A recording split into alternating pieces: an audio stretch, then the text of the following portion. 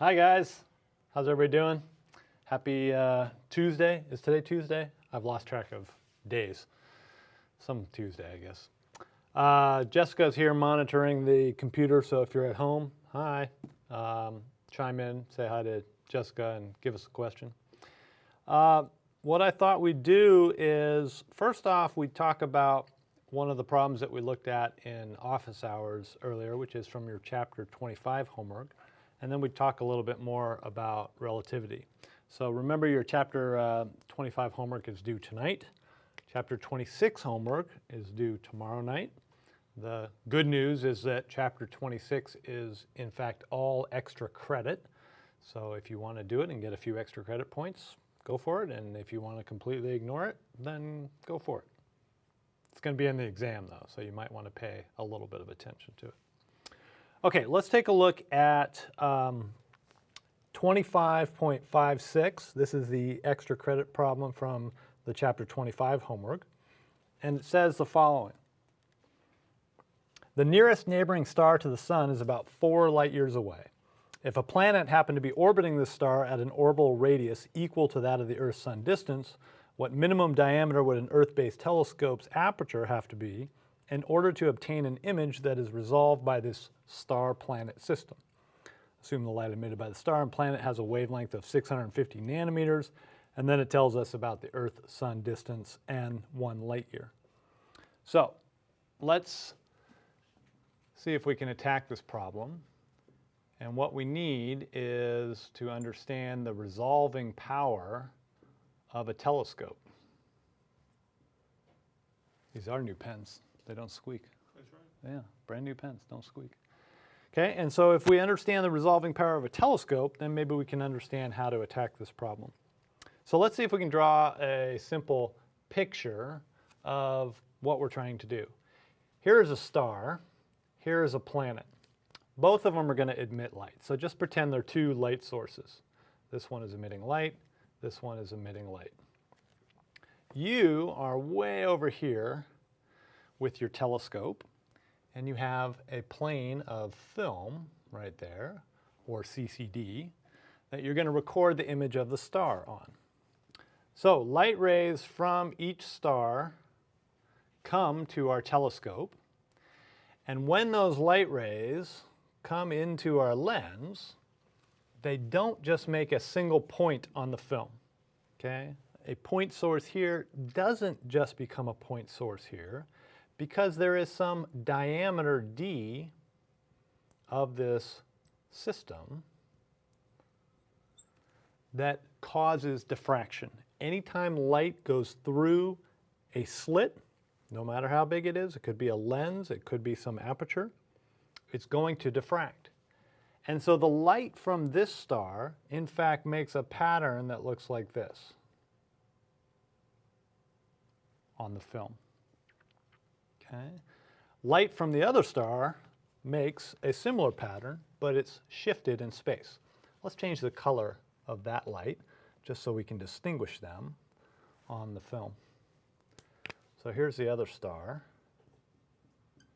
okay, and it is emitting light, which goes to our lens, and now it's going to make a pattern that is shifted slightly. And it doesn't really matter which one's shifted up or down. They're going to be spread out, and if they are spread out, it's tough to distinguish the 2 stars. Okay, the patterns start to overlap.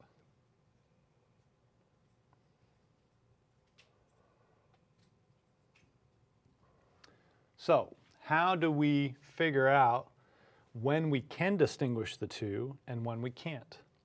To do that, we need to understand the resolving power of a telescope. And if you look in your chapter, it tells us the minimum resolvable angle, and we talked about this in class, is given by theta, which is 1.22 lambda over d. What is theta in this picture? Theta is this angle right here.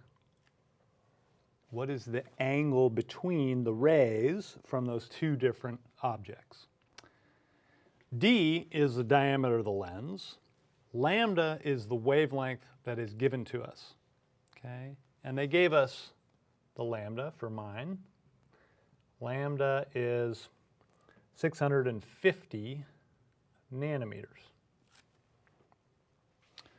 All right, we're looking for D in this problem. So we need to figure out what theta is. Now, if I think about this triangle here, there is some distance, h, between the two objects that are emitting light. There is also some distance, L, between those objects and the telescope that we're using. Now, h, they give us to us. H is the following. It is 149.6 times 10 to the 6 kilometers, which is 10 to the 9 meters. And they also give us the distance L. L is equal to 4 light years. 4 light years. And each light year is a distance of 9.461 times 10 to the 15 meters. All right, so it looks like we have enough here to calculate theta if we remember the small angle approximation. And the small angle approximation says the following. Theta is essentially the same as tangent of theta. And tangent of theta here is just h over L. Okay. This number h is clearly much smaller than this distance L, and so we are satisfying the small angle approximation. Okay. And now we can put everything together. Let's solve for D. D is equal to 1.22 lambda divided by theta, just solving this equation for D. And now we have all these numbers. 1.22 times lambda, which is 650 times 10 to the minus 9 meters. That's nano. And then we have theta, but theta is just h over L. H is 149.6 times 10 to the 9 meters. L was 4 times 9.461 times 10 to the 15 meters. And all of this is in SI units. And so we're going to end up with a calculation in meters, and you can check it yourself, but I ended up with 0.2 meters. Okay, 20 centimeters for the diameter of this lens. All right, you'll have some different numbers, particularly on your wavelength. Everything else should be the same. So you should get a diameter that is roughly on that order, which is pretty remarkable when you think about it, right? These things are 4 light years away, and somehow we can resolve them with a diameter telescope that's 20 centimeters, right? 20 centimeters is like that. That's not that big, okay? So it's pretty impressive what you can see with a normal-sized telescope. Okay, questions about that problem? Pretty clear? Anybody out there in the world of the internets? Okay.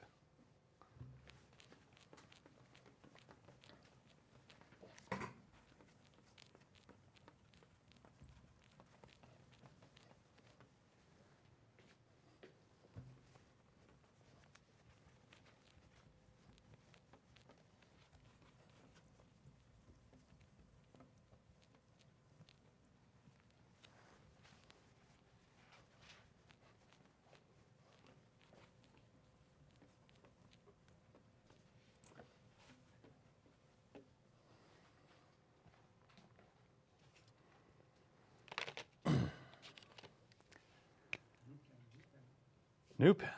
All right, let's continue our discussion of relativity. We talked a lot about relativity this morning in lecture. One of the things that Einstein started thinking about was this notion of simultaneity, how that applies to his special theory of relativity. And it's sort of an interesting idea. And let's do the following thought experiment. Let's say that we are sitting here on the Earth, okay, and we have a telescope and we're looking up in the sky. And what we see is a star over here that all of a sudden goes supernova, right? So it blasts off all this outer layer of stuff. All this light starts streaming out and heading towards us with our telescope. But let's say at the same time, there's a star over here that also goes supernova. Okay, this is rather unlikely to happen, but let's pretend it does.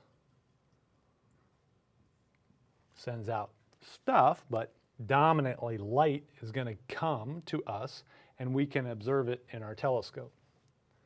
So here you are with your telescope, light's going to come down from these two, and you say, aha, simultaneous supernova. Plural is supernovae, right? So you would say, oh, those two things went supernova at the exact same time. Okay? But what happens to the observer that is sitting over here on planet X? Okay, they're sitting there with their telescope, and they're looking at this thing, and they get light from this one, and then sometime later, they get light from that one. So if this is planet A and this is planet B, they wouldn't say simultaneous. They would say, aha, supernova B came first, and then supernova A. Okay. And so in the physical world, there's no such thing as simultaneity. Two events that you observe as simultaneous are not necessarily observed by someone else as simultaneous. It depends not only on where you are located, but it also depends on your relative speeds. Okay? So pretend somebody here on Earth measured simultaneous, but somebody flying by would not necessarily measure the same simultaneous event. Okay? And it's this sort of simple thinking that led Einstein to realize that simultaneity, that's not a physical property. What are physical properties? Are forces, accelerations, energies, momentum, things like that. Okay? There's no such thing as simultaneity. All right. So if we're not worried about simultaneity, what are we worried about?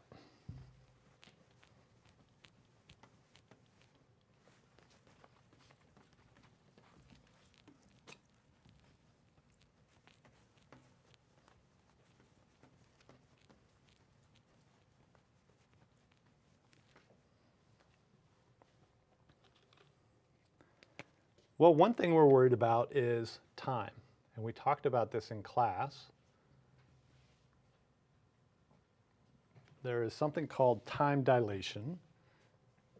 In words, it's very simple. Moving clocks run slow. In mathematical terms, it's written as the following.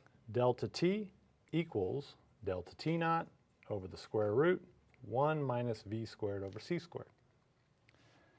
But what are these different things, right? If you're here on the Earth and you're sitting here with your clock, you're going to measure delta t. Somebody flying by in the spaceship they're going to measure delta T naught. And those two time intervals don't sync up. Okay, they're not the same. They are scaled by this factor, gamma, which is 1 over the square root of 1 minus v squared over c squared. Okay, so we talked about this in class. Let's take a look at one of your homework problems that deals with this.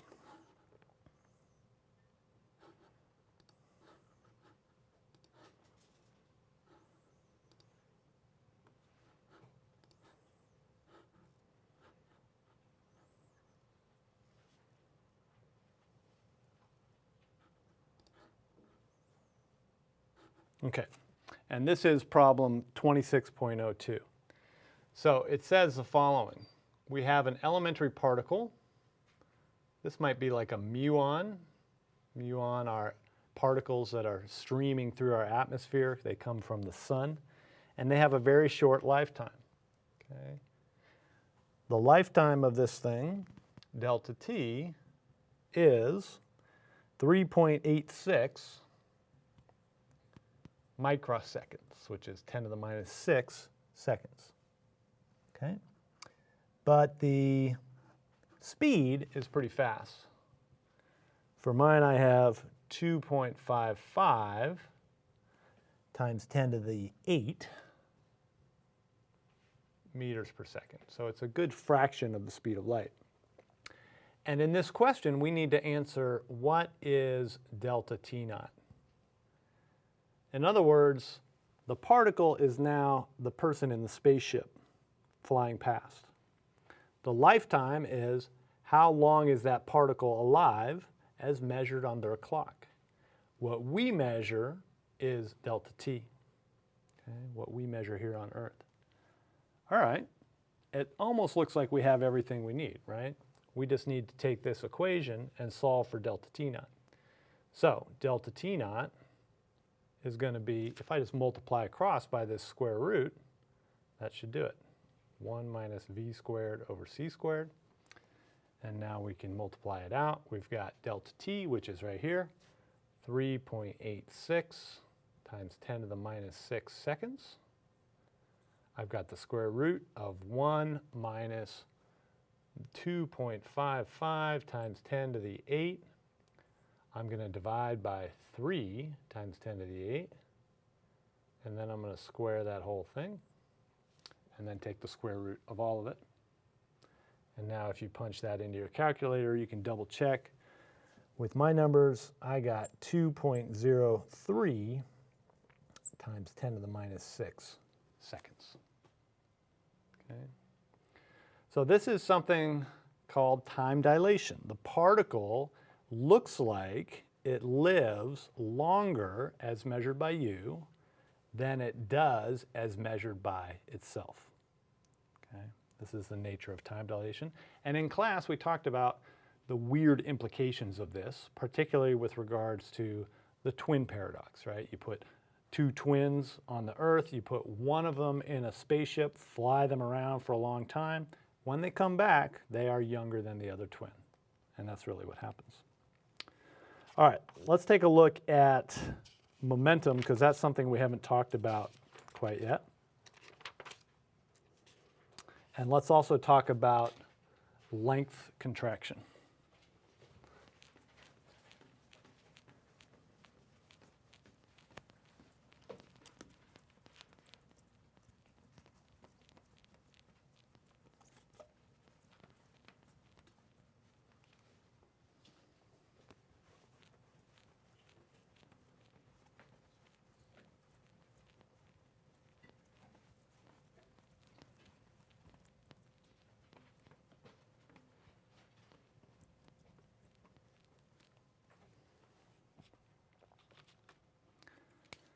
Okay, so length contraction is the following. If you measure a stick at rest, it's going to have a length L. Okay, here you are taking a look at that stick, and it's going to have a length L.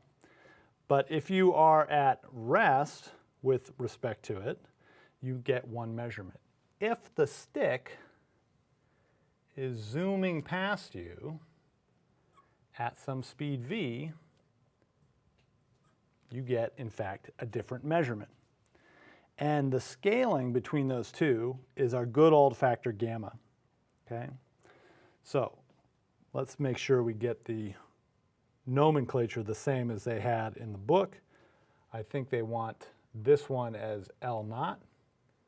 That's the rest length. And this one is the one they call L, which is the moving length. Okay?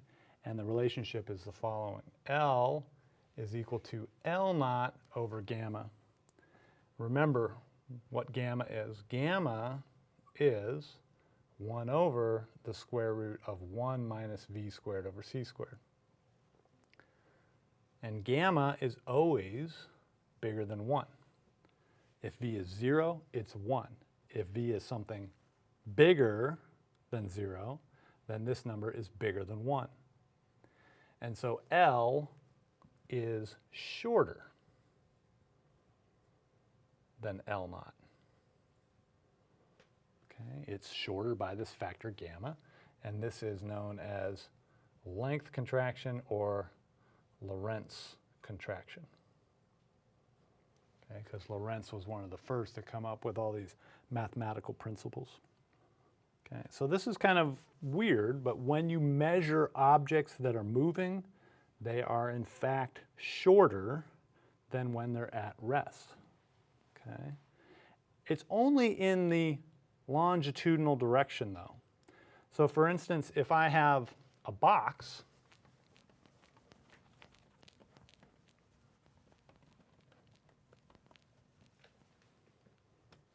and that box has height h naught, length L naught, and now I take that box and move it at some high speed v, the length contracts to L, but the h stays exactly the same. Okay? It only contracts in the direction of the velocity.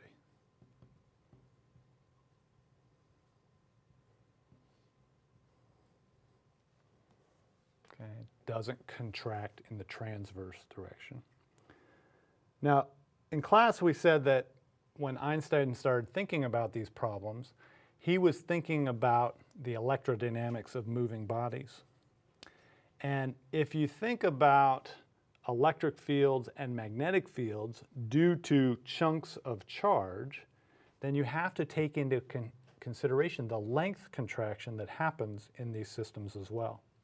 Okay? A chunk of charge will in fact compress in the longitudinal direction, in the direction of v. And this has very strange implications, right? E fields can transform into B fields can transform into E fields. And if you continue on in physics, when you get to upper divisional electricity and magnetism, you'll see a whole set of relations that describe exactly how E fields transform into B fields depending on the velocities that are involved and the directions of those velocities. It's really very fascinating stuff, I think. You may know. I think so. Okay.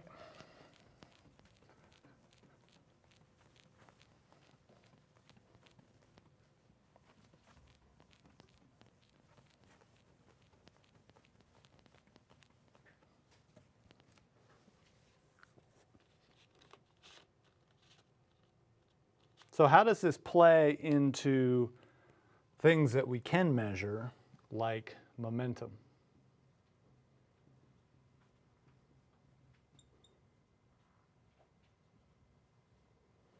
Well, we remember what momentum was according to Newton's model, which we can call classical. P is just m times v. Okay? If you double v, you double the amount of momentum. But you can't just keep doubling v forever and ever, because there's this universal speed limit to the world that we live in, which is c, right? You can't take v up above c. Something bad happens when you do that. And so we need the relativistic version of momentum, which looks almost the same, except we're going to stick a gamma right in front of it. All right? And again, gamma is equal to 1 over the square root, 1 minus v squared over c squared. Okay? It's a number bigger than 1. So relativistic momentum has more momentum in it than classical momentum. All right, so let's think about this now in terms of one of your homework problems. And this is, let me see if I can figure out what number it is.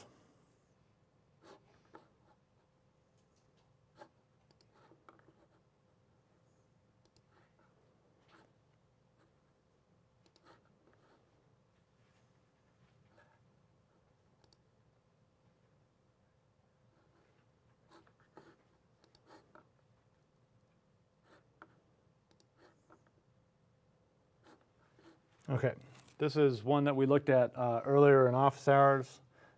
It is 26.18, and it says the following. Let particle of mass m move at some v, we'll call it v1, of 0.37 c. How fast does V2 have to be to have twice the momentum?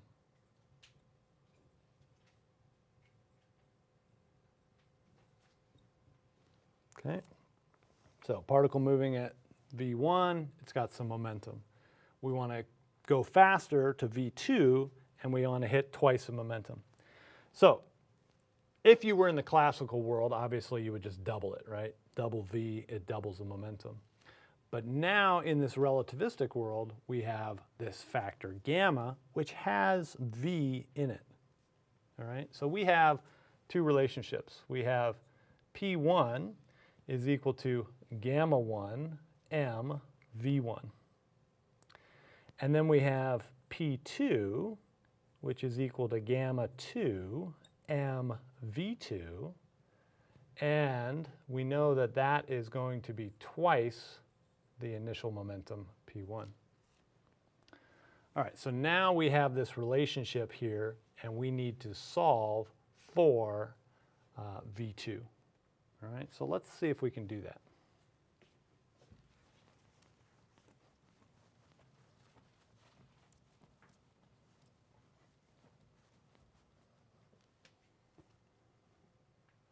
All right, so let's write it over here. We've got 2 times P1 is equal to gamma 2 m V2. And we know what P1 is. It's gamma 1 m V1. All right, right off the bat, we can get rid of m. Okay, m is the rest mass. They were calling it m naught. It's the same thing. M is the rest mass. Those cancel out. And now let's do a little trick. Let's divide by gamma 2, and let's divide by gamma 1 on the right side. Okay, so I took gamma 1 and put it under there. I took gamma 2 and put it under there. And now let's square both sides. So if I square this, and I square this, what do we get? We get 4v1 squared over gamma 2 squared equals v2 squared over gamma 1 squared.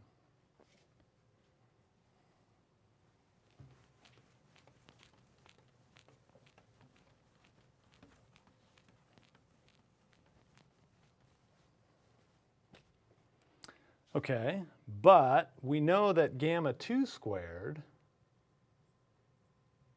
is 1 over the square root of 1 minus v squared over c squared. So 1 over gamma 2 squared has to be 1 minus v2 squared over c squared.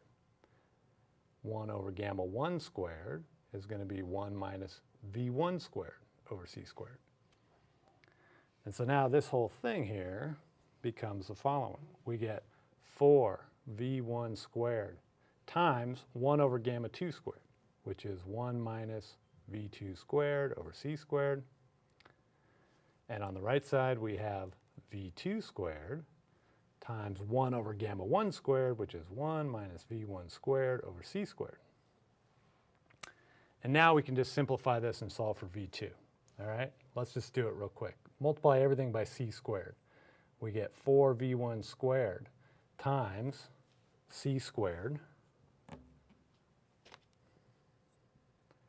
minus 4v1 squared v2 squared equals v2 squared c squared minus v2 squared v1 squared.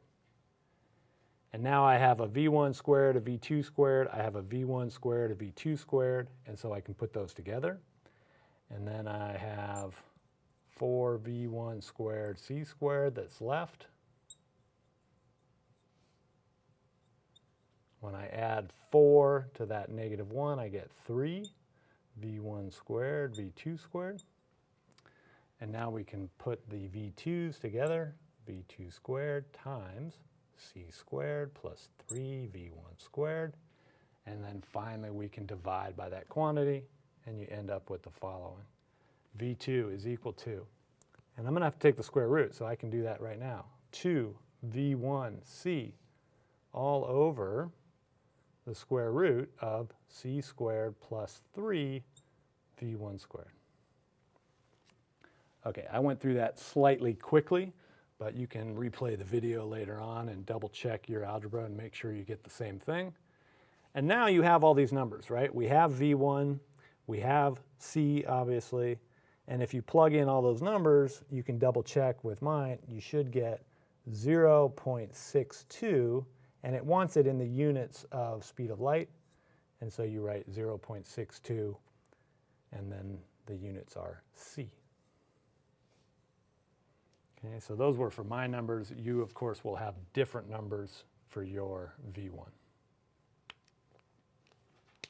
That one look familiar, Jessica? Yeah, that's the one we went over earlier in office hours.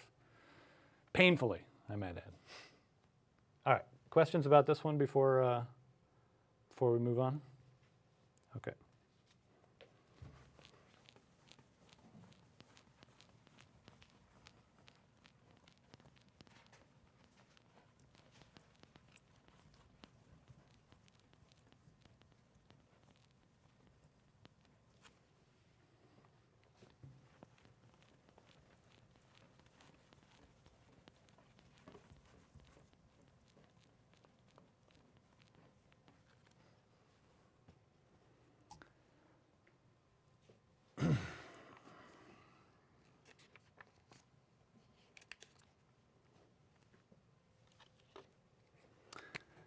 Okay, one thing that we talked about in class earlier was this idea that E equals mc squared, okay?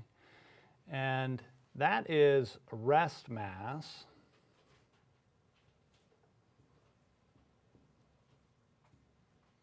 so this is the energy in the rest mass particle. But when the particle is moving, we know it, of course, has kinetic energy. And so there is a more general relationship for E, which is this. E is equal to gamma mc squared, where again, gamma is our 1 over square root 1 minus v squared over c squared. Okay? But there is a much more powerful relationship between energy, momentum, and rest mass, which is the following. If you take this, you can prove it to yourself, but I'm just going to tell you the answer. E squared is equal to p squared plus m squared. Now, you look at this equation and you say, wait a minute, those don't even match up in units, right? M is kilograms. How does kilograms squared become joules squared? The reason I wrote it like this is because it's easy to remember if you let C equal 1.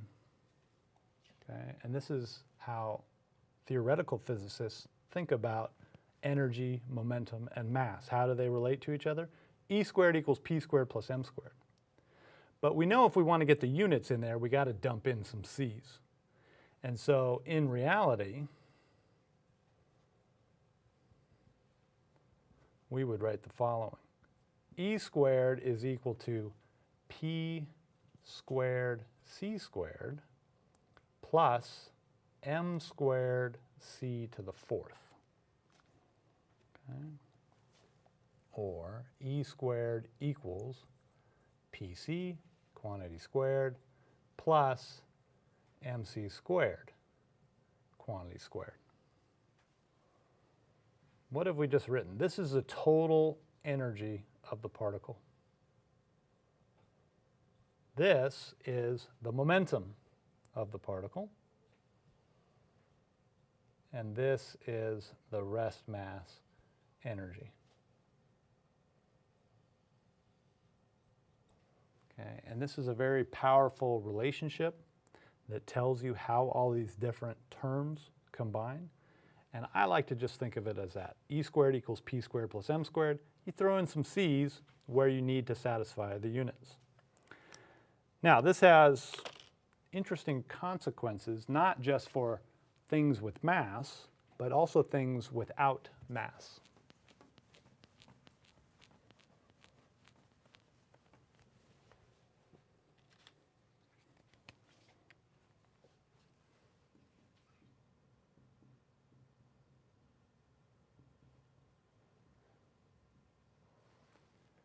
And if I look at this equation here, particles without mass mean that this last term goes away. What is a particle without mass? Well, one of them is called the photon.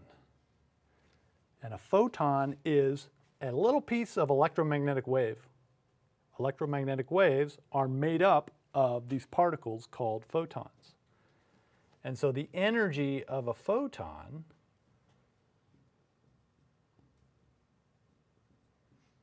is what? Well, it's p squared c squared plus 0. That term goes away, and so we just get the following relationship.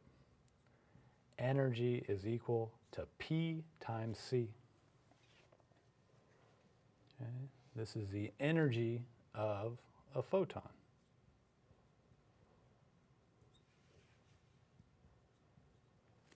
Okay. We know that photons have energy. We also know that they have momentum, right? We knew that before, but this relationship tells us absolutely that if it has energy, it has momentum. Okay? And in fact, we know what that momentum is. P is equal to energy over the speed of light. The energy of a photon is h times the frequency of the photon. Okay. C is lambda times F. And so look what happens. F drops out, and you get h over lambda, and this is something called Planck's constant. What's the energy of the photon? It's Planck's constant divided by the wavelength of the photon.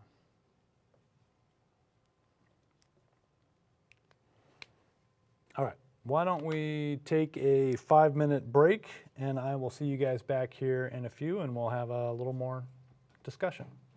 All right.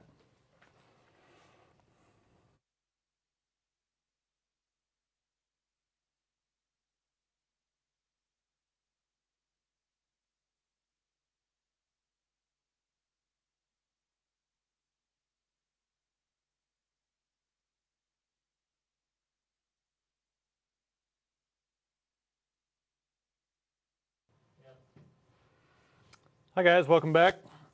Let's take a look at one of your homework problems that relates to the energy problem that we just talked about. And this is number 2629, and it says how much work is required to accelerate a proton from rest up to a speed of 0.984 c.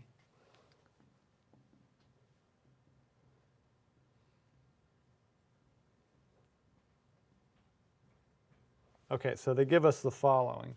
The initial speed is 0. The final speed is 0.984 c. And they want to know how much work is required to do that. So let's think about a proton. Here's a proton sitting there. And now we're going to start pushing on it. And eventually it's going to be moving along at speed v final. When it is sitting there initially, how much energy is in the system? Well, it's not moving, so there's no momentum there, but there is, of course, the rest energy of the proton. When it starts moving, it now has a final energy, which is gamma mc squared. Okay? So this gamma thing looks really critical to understanding what the total energy is. And if we can calculate gamma, we can probably figure out how much work is required, because the work is just going to be the change in energy.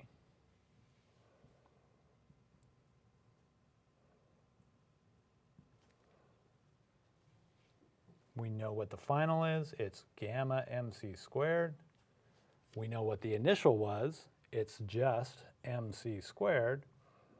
And so we get gamma minus 1 times mc squared.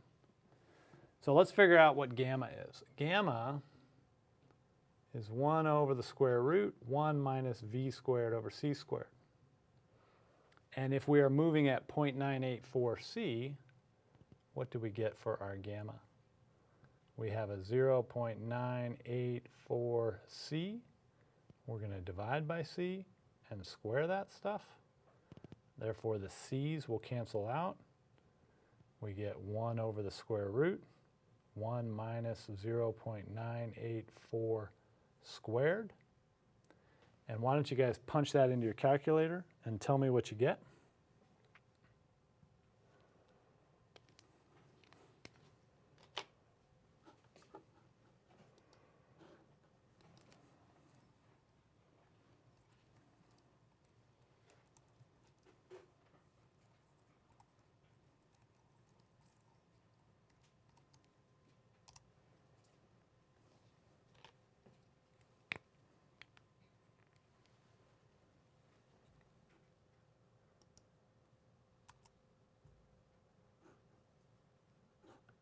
Anybody get an answer for that one?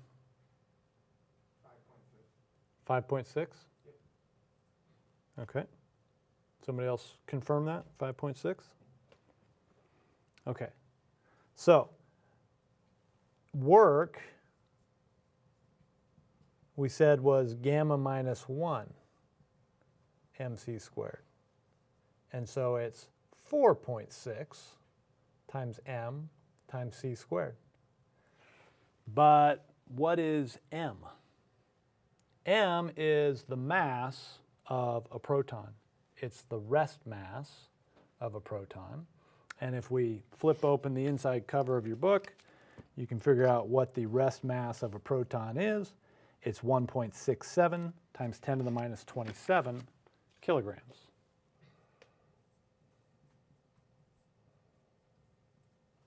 We're going to multiply by c squared.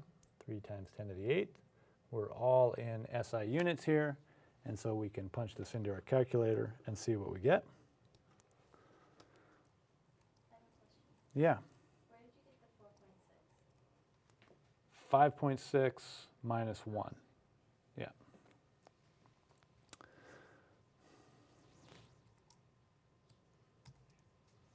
And we got to square the c, right? Yeah.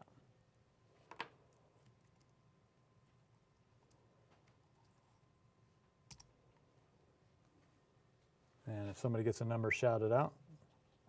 6.9 times 10 to the minus 6.9 10. times 10 to the minus 10.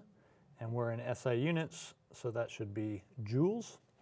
And that's what I get here on Wolfram alpha. So let's try that. Let's punch it in and see if that's what we get. 6.9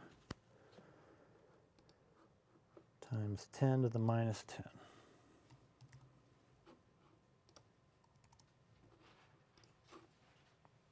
Good, says correct. Okay, that doesn't sound like a lot of energy, but remember a proton is really, really pretty small, right? It's 10 to the minus 27 kilograms. So that's a pretty significant amount of energy for moving that thing that fast. Okay, part B says what would be the momentum of this proton? All right, that's not too bad.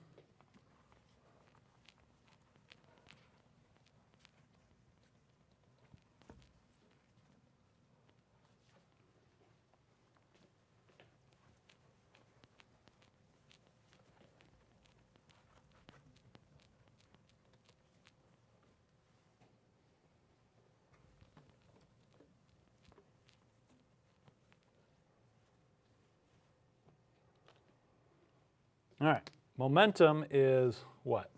Well, momentum is gamma mv. Okay, so in this case, it's going to be gamma mv final. And for our numbers, we already know what gamma is. Gamma was 5.6. Mass of the proton, 1.67 times 10 to the minus 27 kilograms. V final is right there, 0.984 C, which is 3 times 10 to the 8. All right, punch all those numbers into your calculator and let's see what we get.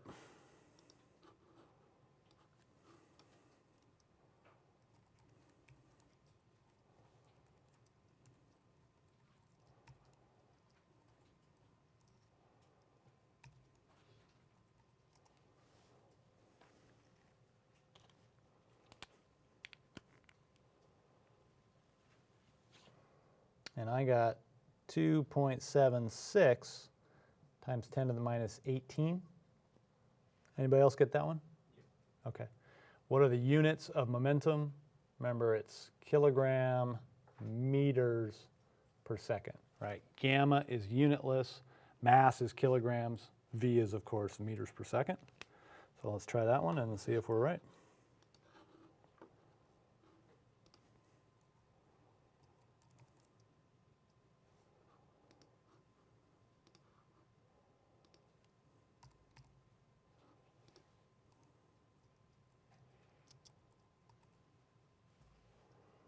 And I think it needs a dot in there, right?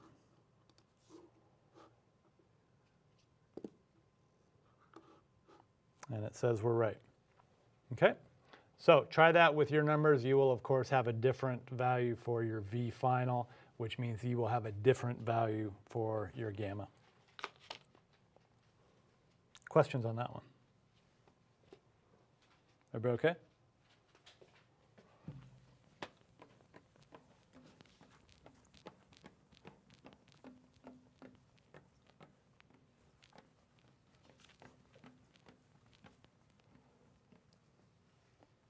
Let's ask you a follow-up question. How much momentum would it have classically? That one's easy, right? Classically, P is equal to mv. And so it's the mass of the proton, 1.67 times 10 to the minus 27, times this V, 0.984 times C, 3 times 10 to the 8th.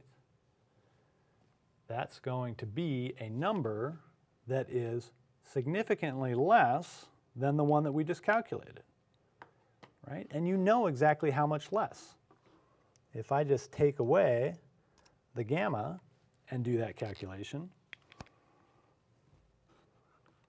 What do I get?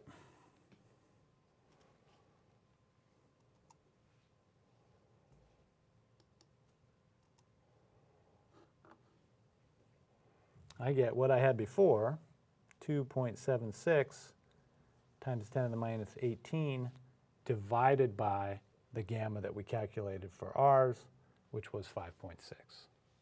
Okay. So relativistic momentum takes significantly more oomph to get these things going, significantly more energy to get these particles going, and it's because of that gamma factor that it keeps increasing.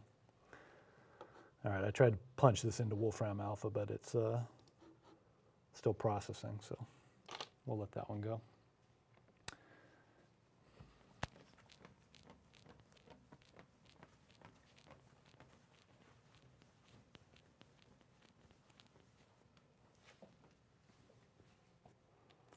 Okay, one problem that we talked about in class today, in one of the clicker problems, was the following. You are sitting here on the Earth, and you observe one spaceship that is heading to the right,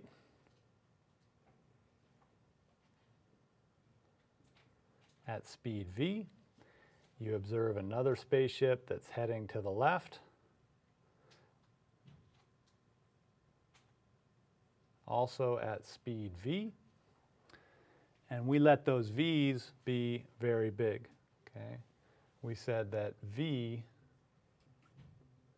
is 3/4 of the speed of light.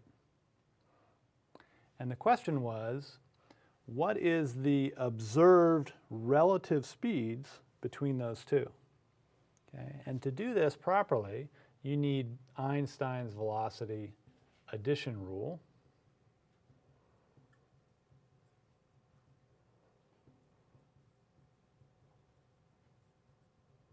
And Einstein's velocity addition rule was the following. VAC equals VAB plus VBC divided by 1 plus VAB, VBC, all over c squared. If these are both 3/4 c, which is 0.75 c, what do we get for the relative speeds as observed by the people on the rocket ships? Well, we can take this 0.75 and plug it in for each of these.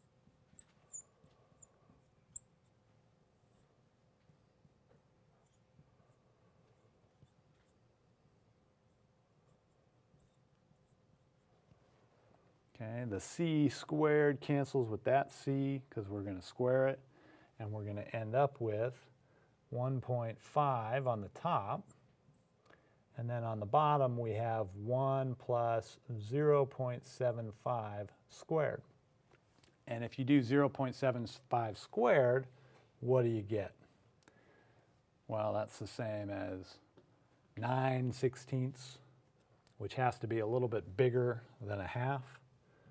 So I think this is probably around 1.5 c over 1.56 c.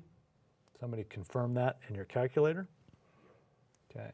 And if you do this 1.5 over 1.56, that's pretty close to 1. There's no c on the bottom, right? That's gone. That's pretty close to 1, but it's a little bit less.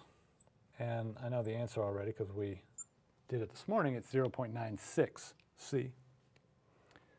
So on one of your misconceptual questions in the beginning of your homework, it is question 26.13. It says this exact problem, right? Two spaceships heading toward each other at 3/4 c as measured by you on Earth. What do they measure in the spaceship, right? It's looking at this other one coming towards it. We know that anytime you make a measurement, it can't be bigger than c, and so it has to be something less than c, but it's pretty close to c in this case because of the way those velocities add up. Okay. Any questions about that stuff? You guys feeling all right?